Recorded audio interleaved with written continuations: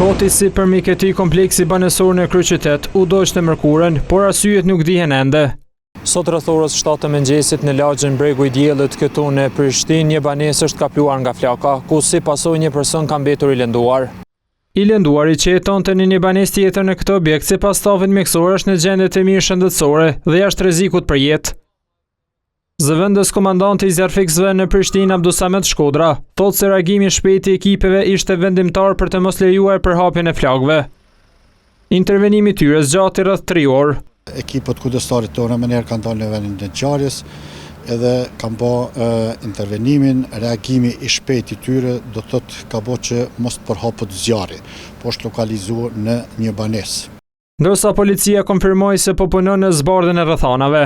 Dëshmitarët me të cilën komunikoi ekipi ATV-s thanë se në banesë ku pati zjarri jeton një familje, mirë po në kohën kur ndodhi rasti nuk ishte askush brenda.